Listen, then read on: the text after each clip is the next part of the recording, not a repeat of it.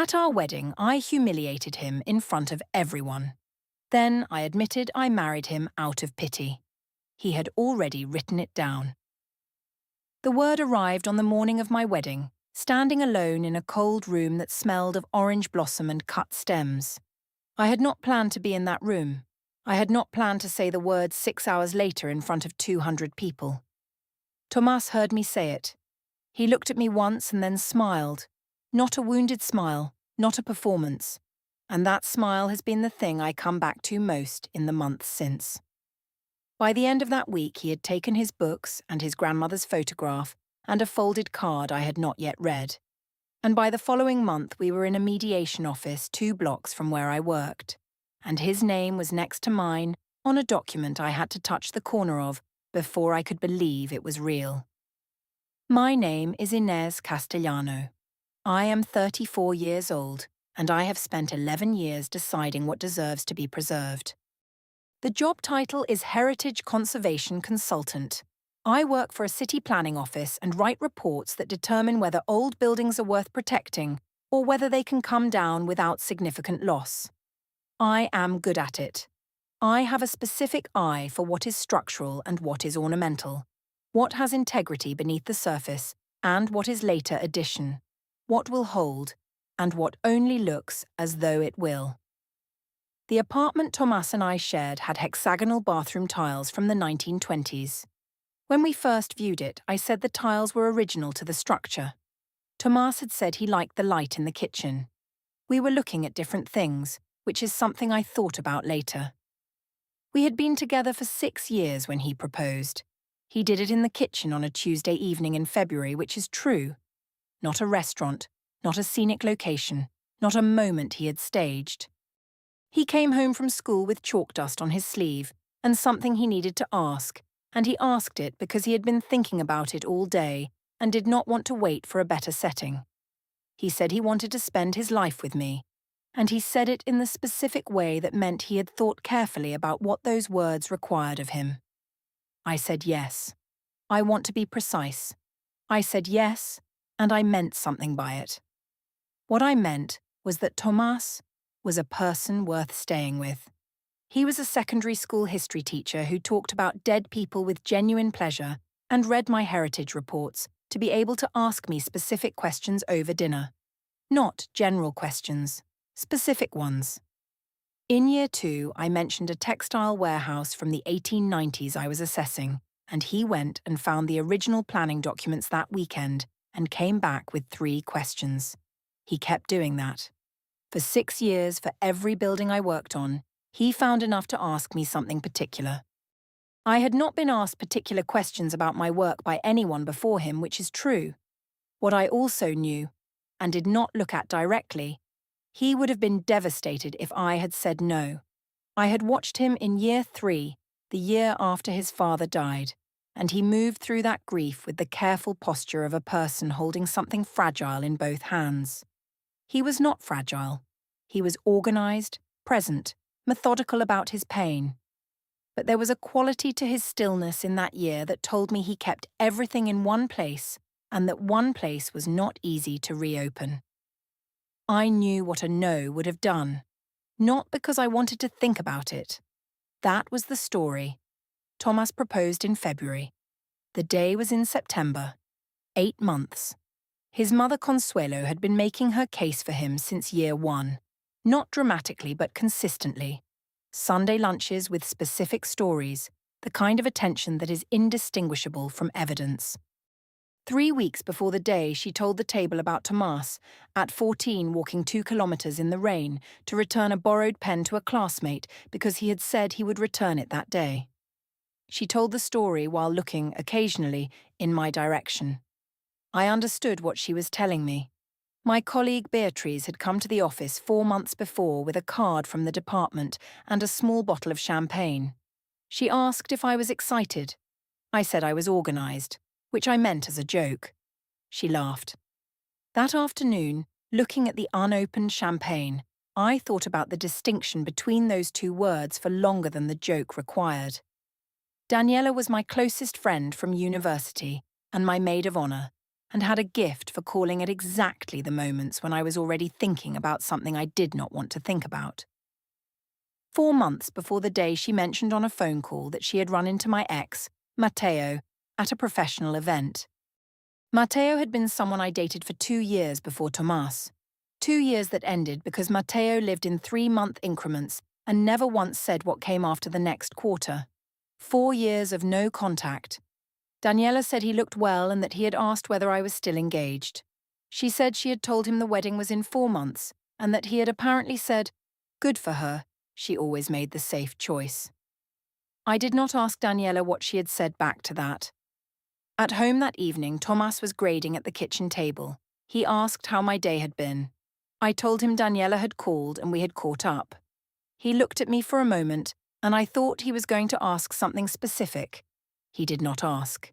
He picked up his red pen, and I went to make dinner, and the kitchen had the quality it had been developing for several months. A room where I was doing the right things in the right order and could not entirely locate myself inside the doing of it. The phrase safe choice arrived in other places after that.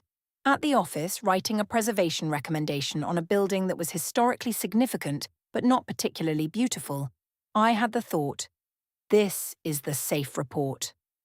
On the tram home, looking at Tomas's name in my recent calls, the phrase arrived again. I did not believe it, which is true, but it had gotten into the machinery of how I moved through those months, and the machinery did not stop. Matteo was at the combined bachelor and bachelorette evening Harvey hosted 11 days before the day. Harvey had always collected people from different parts of everyone's lives and put them in the same room without considering whether the room was the right size for it. I did not ask Harvey not to invite Matteo because I did not want to explain why, which is true, and that was the first active decision in this story that I can name clearly now.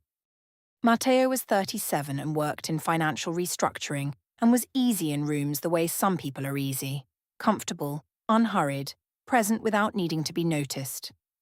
He found me near the kitchen early in the evening and said he was glad he had come.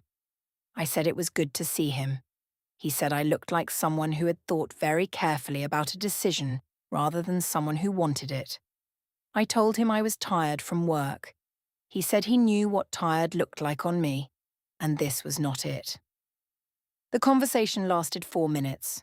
That was what it cost. Daniela had seen us talking from across the room. When Matteo moved on, she came over and asked if I was all right. I said yes. She said he had some nerves showing up. I said he was Javi's guest, and I was fine. On the drive home, Tomas had been in a different part of the evening, with his school friends while I had been in the kitchen area. He asked how I had found it. I said it was nice. He asked whether Matteo had been there. I said yes briefly, as Javi's guest. There was a pause. He said he was glad I had had a good time and that he loved me. I said I loved him too. That was the second decision, which is true. I said the words back without a gap and did not mention the 4-minute conversation and did not mention the word considered and did not mention what it had done to the machinery. The words were true. I did love him. I told myself the machinery was not worth examining that night, and we drove home, and I turned off the lamp. Daniela came to the apartment the night before the day. We sat in the kitchen with herbal tea because I had decided not to drink until after the ceremony. She said she was proud of me and that I was going to be fine. Somewhere in the second cup, she said she had been thinking about our conversation with the envelopes, 3 weeks before when I had told her the reasons were fine, and she wanted me to know that going into a marriage with open eyes was better than going in with romantic delusion. She said she thought sometimes people married out of obligation or fear or convenience and called it love, and that I had enough self-awareness not to do that. I said I was not doing that. She said she knew. By the time she left, there was a word in my head that had not been there before the conversation. She had not said it. She had described a space, and inside the space I had found the word. And now the word was sitting in the machinery with the phrase, safe choice. And I went to bed and slept well, which is something I have thought about since. On the morning of the day, Tomas's mother, Consuelo, sent a message at 7:45. She said she was thinking of me and hoped I would be happy and that Thomas deserved someone who had chosen him the way you choose something you want to keep. It was a warm message. It was also, I noticed, very specific about the kind of choosing it described. I sent back a heart and a thank you. That was all I could find. The florist's back room behind the venue's main hall smelled of orange blossom and cold water and cut stems. I went there alone 11 minutes before the ceremony, not because I was lost or confused. I knew exactly where I was supposed to be, which is true, but because I needed somewhere without people for a moment. The venue was a 19th century civic hall I had assessed 4 years ago for a heritage review and recommended for protected status.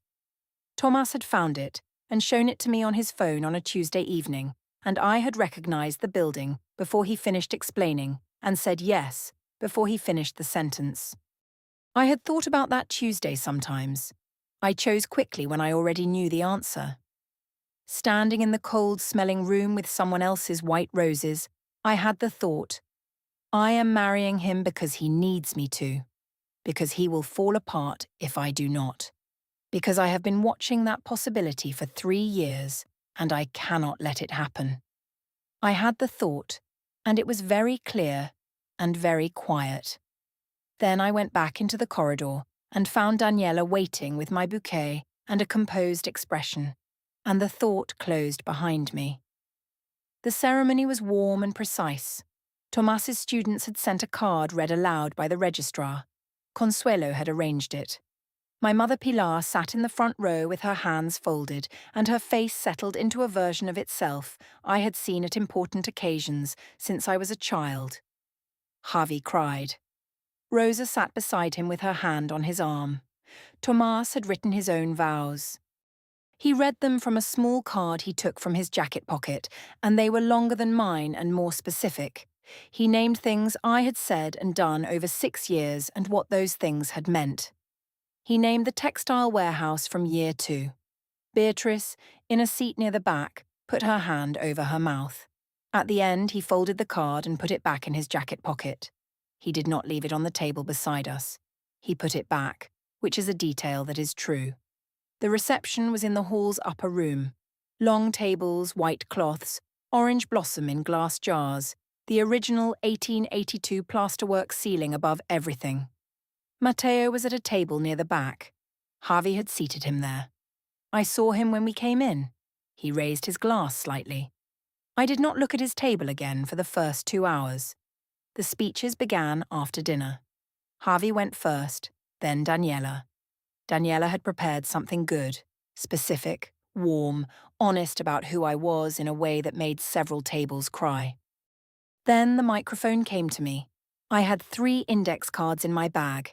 I had written them 3 weeks before and brought them because Thomas had mentioned months ago that it might be nice if we both said something. I had told myself I would decide in the moment. By the time I stood, I had had 2 glasses of champagne. I had also, in the previous hour, looked once at Matteo's table and remembered considered from 11 days ago, and the word in the machinery Daniela had put there the night before, and the florist's room, and the thought that had been running through me all day. I said I wanted to talk about what it meant to choose someone. I said the easy choice and the right choice were often different, and the people who understood that were the people who chose carefully. I said Tomas was a man who had been chosen carefully by very few people in his life, something he had told me once, and that I had always been good at seeing what people needed and at being the person who could give it. I said not everyone was easy to love, but the ones who were not easy were often the ones who needed it most. I said all of this in a kind voice. I believed while saying it that it was love. The room went quiet in a specific way. Not the quiet of attention, the quiet of a room that has understood something the speaker has not yet understood. Consuelo was at the nearest table to the wedding party. Her hand came to rest flat on the tablecloth, in the way a hand does when a person has absorbed a blow and is deciding whether to stand. Thomas looked at me throughout. He did not interrupt. When I finished, he smiled. A real smile, not social, not performed. The smile of a person who had just heard, in front of 200 guests, the story someone else had been telling themselves about the marriage and who recognized it without flinching. I sat down. The room took about 4 seconds before someone started clapping and the band leader moved everyone toward the first dance. Daniela leaned over and said, very quietly, that I had been very honest. She said it in the particular way she used that word, as though honesty was a value that superseded all other values, as though nothing honest could go wrong. Rosa was 3 seats away. I did not look at her. During the first dance, Thomas held my hand and danced with the careful attention he brought to most things. He said one thing during the song. He said, "I know you believe that." I asked what he meant. He said he would explain later and that we should dance. We danced. Later in the evening, I looked once toward Matteo's table. It was empty. He had left without finding me. His glass was still on the table. Harvey saw me looking and came over and said Matteo had had to leave early and sent congratulations. I said, of course, thank you. Consuelo said goodbye to me with both hands around mine and a look I did not know how to read. She said she hoped I would be kind to her son. Not kind in the general sense. Kind in the specific sense she meant it. I said I would. The morning after the day, I woke in the hotel room and Tomas had made 2 coffees from the in-room machine and put mine on my side without saying anything about it. That was the thing, which is true. He kept doing the small things. 3 days into what should have been a honeymoon week, and he was still making 2 cups without being asked. We had planned a longer trip for the summer. The immediate week was spent at the hotel and then at home. The apartment was too tidy because we had cleaned before the wedding and nothing had moved since. I stood in the kitchen on the second morning and looked at the hexagonal tiles visible through the bathroom door and thought about the 1920s and who had laid them and how many people had stood in that bathroom since and what they had been thinking about. Thomas asked, on the second morning, whether I wanted to talk about the speech. I said I had already said what I meant. He said he understood what I had said. He wanted to know what I meant. I told him I had meant to honor him honestly, and I believed I had done that. He said he understood those parts. He said the part he had been sitting with since the evening was the part about what he needed and what I was able to give. He asked whether I had married him because I thought he needed saving. I said that was not what I had meant. He said he was not asking what I had meant to mean. He was asking what I had meant. I told him he was turning the speech into something it wasn't. He said he was trying to understand it, not make it into something. He said there was a difference between loving a person and deciding to be the person they needed, and he wanted to know which one I had been doing. I told him love and choosing were not separate things. He picked up his coffee and said that was a very clean answer, and that he had noticed over 6 years that my clean answers arrived when I had not yet found the harder one. I did not respond to that. I went to the spare room to work. The vow card was on the bedside table where it had been since the ceremony. I had picked it up from the table beside us at some point during the final vows, when he put it down to hold both my hands, and it had been in my pocket all evening without my knowing. That evening in the hotel room, I had put it on the table and not read it. 3 days later, I put it in my work bag without taking it out first. He saw me do it and said nothing. Consuelo came to the apartment on Saturday, 6 days after the day. Thomas was at a staff meeting. She arrived at 11 with a container of food and a direct expression and put the food in the refrigerator and stood in the kitchen and asked me straight whether I had meant what I had said in the speech. I said it was meant as a tribute. She said she had attended many weddings and knew the difference between a tribute and a testimony. She said what I had said in front of 200 people had told them that she had married her son because he was a project she was suited for. She said Tomas was not a project. She said she had spent 30 years watching her son try to be enough for people who were looking for something other than what he actually was, and that she had chosen to believe I was different, and that the speech had told her something she had not wanted to know. I said I was sorry she had taken it that way. She left before I could be more precise. That afternoon, I got the vow card out of my work bag and read it. This is the part I have the most trouble placing in any version of the story. His vows were on the card, the same words I had heard in the hall, specific and warm. But at the bottom of the card, in pencil, in his smaller handwriting, below the formal text, there was a line he had not read aloud. It said, "I know you are still deciding. I will keep choosing you anyway, until you do." I stood in the kitchen for some time with the card. He had known. He had stood in the hall and made his vows and put the card back in his pocket, and known I was not fully there. And he had written it in pencil at the bottom of the card. Not said it out loud, not asked me to reassure him, not made me carry it, but written it, privately, as something between himself and the decision he was making. The door opened in a way it had not opened in the florist's room. I thought about going to find him. I thought about calling and saying I had read it. I thought about, "You wrote it in pencil, which means you left yourself a way to erase it." Then I put the card back in the bag and called Daniela. She answered on the second ring. I told her about the card. She listened.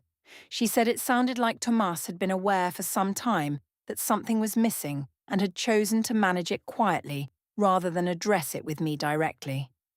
She said a man who wrote things in pencil at the bottom of a card instead of saying them out loud had an avoidance pattern built into the architecture of how he loved. I said that was one way to read it. She said she was only telling me what she heard. By the time I ended the call, the door was closed. That was the story, which is true. A man who kept the important things in private places had a flaw, and his flaw was the explanation. And that was a clean answer, and I already knew it was not the harder one. That night, Thomas came home and made dinner, and we talked about his school and my work and the summer trip. He was the same as he always was, specific, present, asking the particular questions. I looked at his hands on the cutlery and thought about the pencil line and said nothing about it. Rosa messaged that week to ask how the first week was. She answered quickly still. She said dinner soon. We did not arrange a date. Harvey had not appeared in the group chat since 3 days before the wedding. 2 weeks after the day I said the word in front of him. We had been circling the same conversation in smaller orbits since the hotel.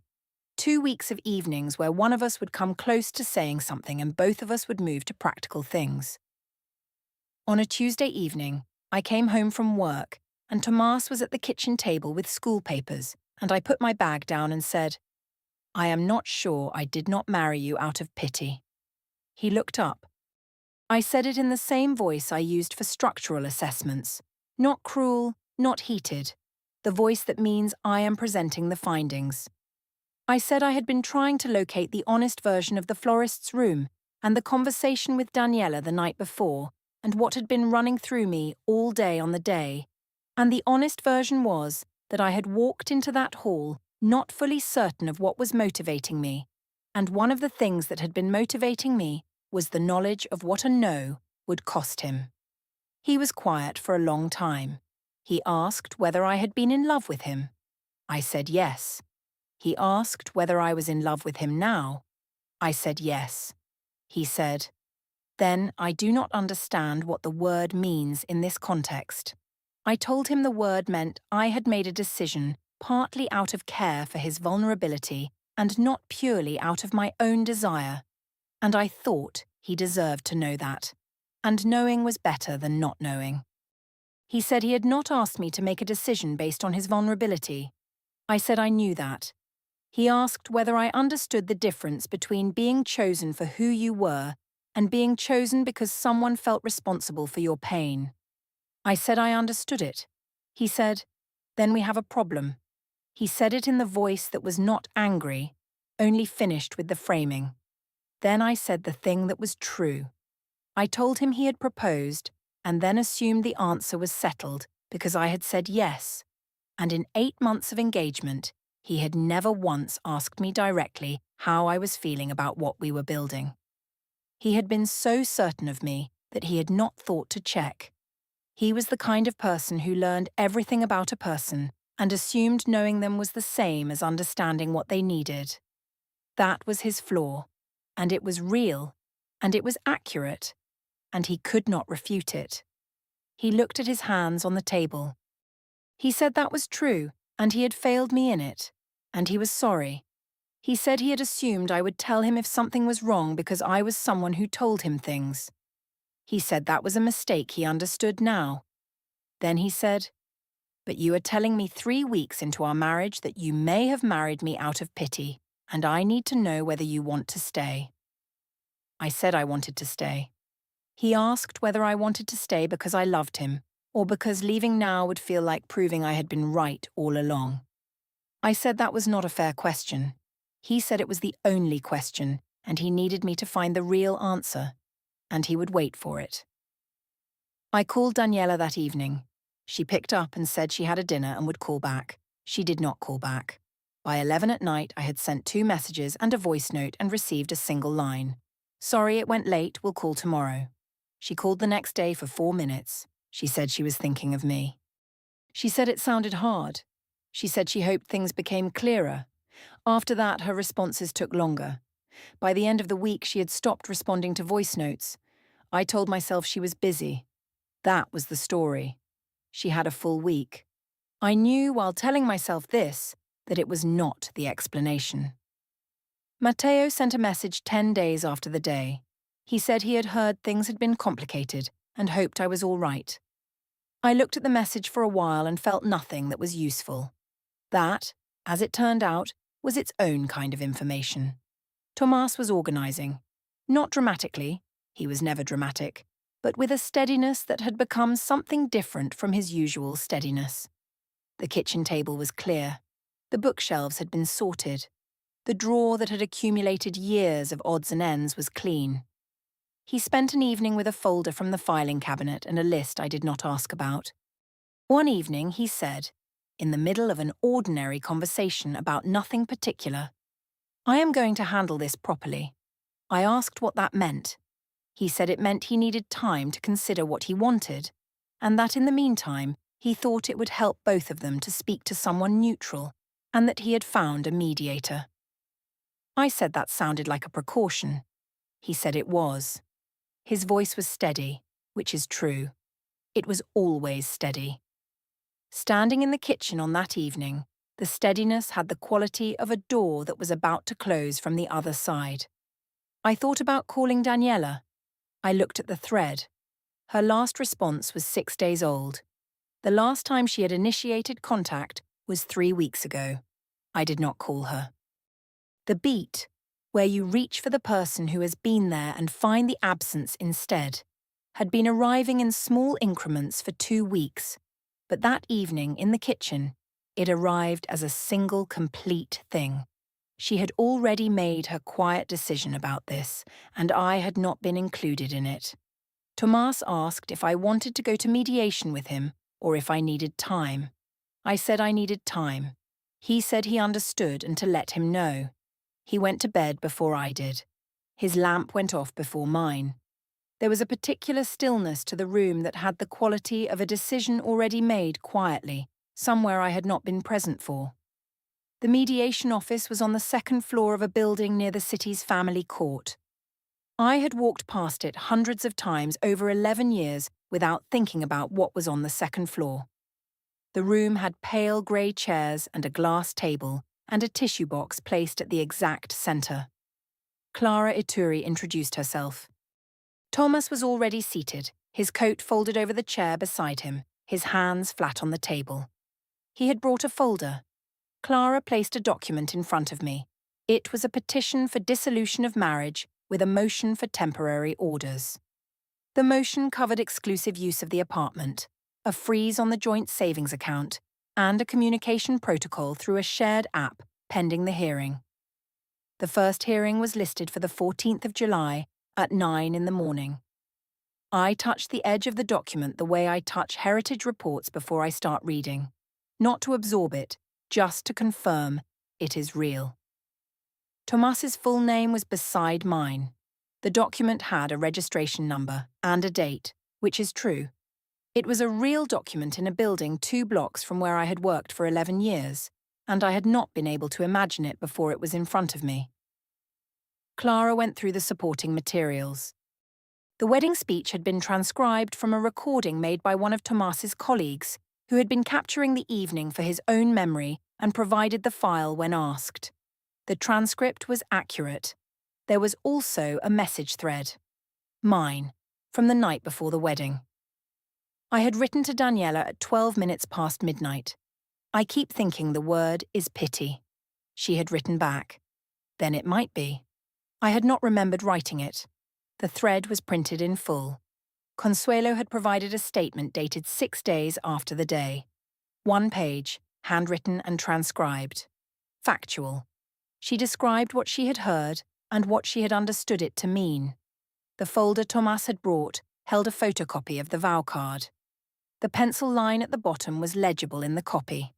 I know you are still deciding. I will keep choosing you anyway, until you do. There was a post-it note attached in his handwriting, not from a lawyer. This is for the record, not for the case. I do not know exactly what he meant by that distinction. I have thought about it many times. Clara asked whether I wanted to respond to the materials. I said I would like a moment. She gave me one. I tried to find the version of events that was mine, the account I had been carrying since the wedding. I found the parts, the florist's room, the word in the machinery, the pencil line, the card in the work bag, the night before. I had all the parts. What I could not find, sitting at that table, was the version where the documentation was inaccurate. I said that Tomas had never once asked me directly, in the 8 months between the proposal and the day, whether I wanted to get married.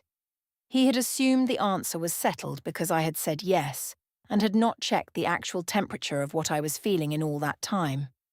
That was a real contribution to what had happened. It was true and he could not refute it. Clara listened. Tomas listened. He said he had already told me he was sorry for that, and that he had been wrong to assume. Then he said, "The recording exists, and the message thread exists, and what you said came from inside you, and the question of whether you want to address that is the question that matters here." Clara asked if I wanted to proceed to the scheduled hearing. I said yes. We left the mediation office separately. He took the stairs and I took the elevator, and we did not arrange it that way. It simply happened, which is true, and that kind of happening is its own kind of information. 5 things changed in the weeks after the mediation. The apartment was mine for the interim pending the July hearing. Tomas took what he needed, books, work files, his grandmother's photograph, and went to a colleague's spare room. He left the kitchen the same way he always kept it. The first morning I went to make coffee, everything was in the right place because he had made sure it was before he left. The joint account was frozen. A standing order for a shared service was rejected the first week. I handled it from my own account and did not think about what it had been attached to until the bill arrived. Harvey removed himself from the group chat 3 days after the mediation. No message, just his name gone from the participant list. Rosa sent a separate note a week later saying she was thinking of me and we should have coffee. We have not had coffee. Matteo sent a final message when the petition became known through mutual contacts. He said he was sorry things had gone this way and that he was around if I needed to talk. He signed it with his full name, like a letter to someone he did not know well. I have not answered it, which is true. His concern arrived wearing the particular shape of something that needs distance from smoke on its own clothes, and I recognized the shape. Beatrice asked me at the office if there was anything I needed. I said I was managing. She said to let her know. The work continued. I wrote a report on a factory building from 1906 with significant architectural merit and evidence of sustained structural damage. I recommended it for assessment as a preservation candidate with conditions. The conditions acknowledged what had been lost while making the case for what remained. The July hearing produced a temporary separation agreement pending formal dissolution. The apartment confirmed as mine until September. The joint account held for distribution. The process would take several more months. The vow card is on the kitchen dresser. I put it there when I found it again in my bag on a Thursday in June, a month after the mediation, still there from the day I had first put it in and never taken out. I had been carrying it for 6 weeks without intending to. He had written the pencil line because he was a man who kept the important things in small private places: the card in the pocket, the grocery note on the counter, the first chapter of the book instead of the declaration.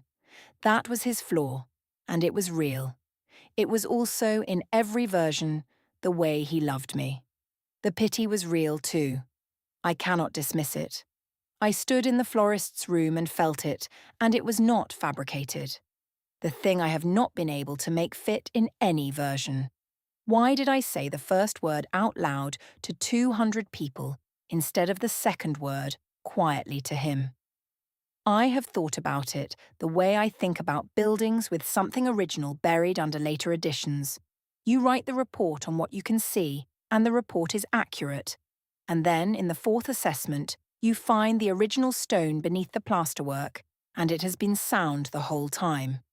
The report you wrote was not wrong. It was incomplete. The vow card says he would keep choosing until I did. I kept the card. That is the closest I have come to an answer.